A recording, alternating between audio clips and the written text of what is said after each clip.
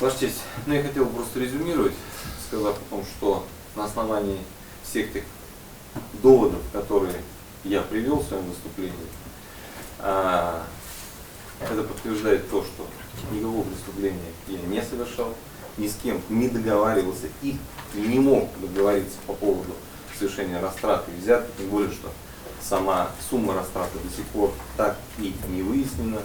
И самое главное о том, что я не имел никаких возможностей, ни желаний совершать преступления, а все мои действия были только на основании закона.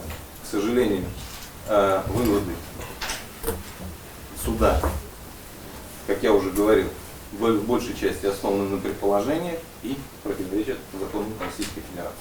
До сих пор не дана правильная оценка тому, что я делал трое суток с 20 по 23 февраля, где я находился, на каком основании.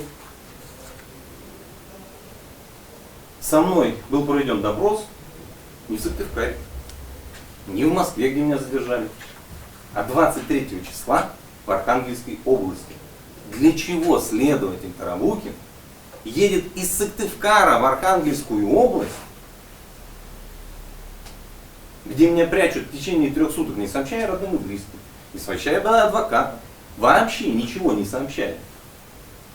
Что со мной происходит? Никто об этом ничего не знает.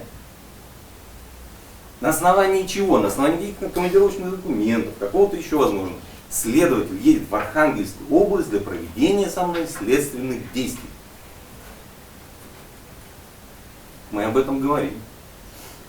Мы об этом заявляем и на суде, и сейчас я об этом говорю.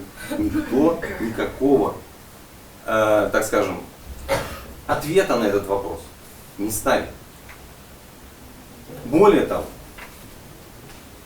24 числа, уже тогда, когда я появляюсь здесь, в следственном изоляторе, ко мне приводят моего отца для того, чтобы решить вопрос путем давления на меня, зная, что отец не так давно перенес достаточно серьезную тяжелую операцию в институте Бакулева, которая длилась более 8 часов на сердце.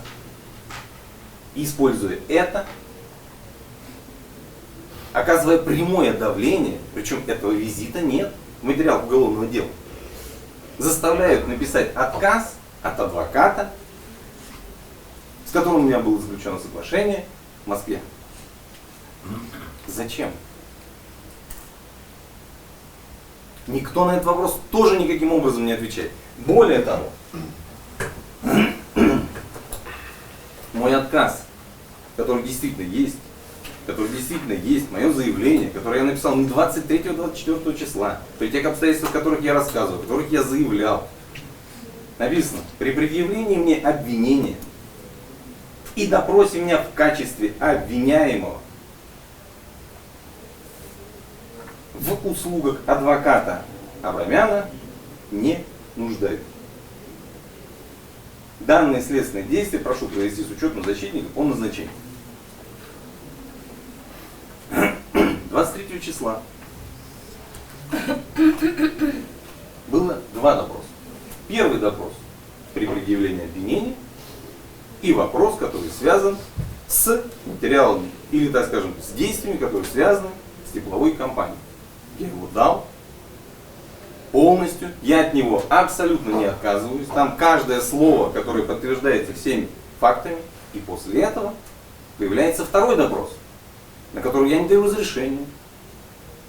Я никакого заявления дополнительного не пишу, хотя, опять же, согласно закону Российской Федерации, я обязан был самолично написать это заявление. Но его нет. Но есть другое.